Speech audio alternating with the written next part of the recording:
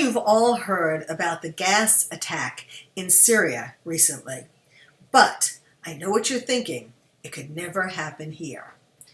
Well, think again.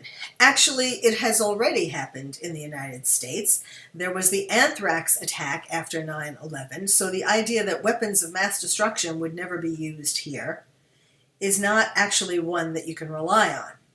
Now, the Syrian attack in Syria killed almost 100 people, including children, civilians who had no connection to war. It was atrocious, and it did cross a line.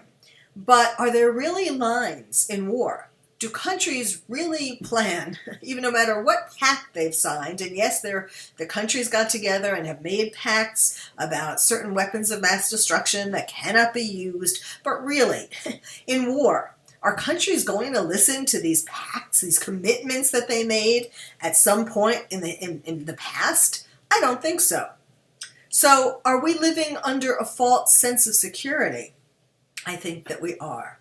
We want to believe that it's true that these pacts are going to hold, but really I think we need to recognize that that might not be true.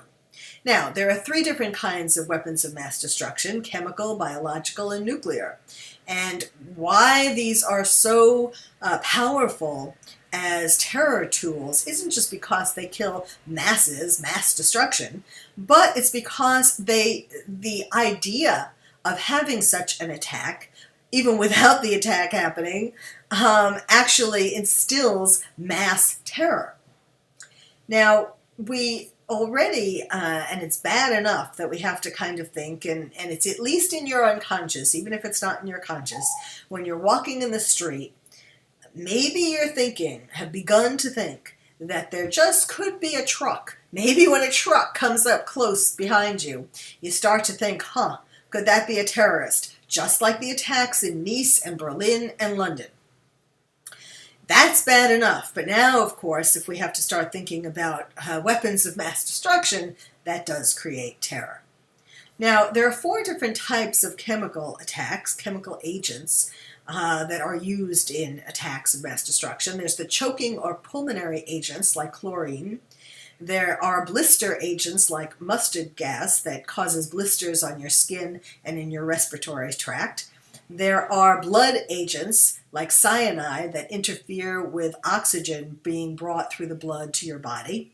And then there are nerve agents like sarin that was used in Syria. And those are the most lethal. They cause rapid death by incapacitating your nervous system.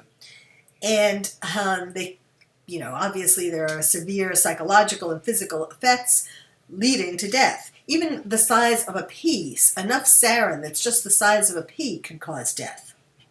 So we've been starting to get desensitized to terror attacks, the everyday kinds of attacks that are occurring, like with trucks and with knives and so on, and little explosive devices. Because did you know that there was an attack this past week in Germany? A terrorist put a bomb, an explosive device of some sort, in the path of a vehicle carrying German soccer team members on their way to a match. And it's been hardly in the news. It's just so low down in the news. I mean, we're coming to accept these kinds of things as happening every day.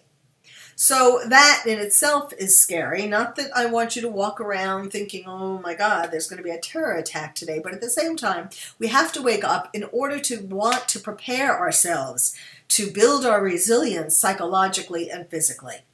Now, there are things that you can do to protect yourself from attacks of weapons of mass destruction. Notably, let's just talk about chemical attacks.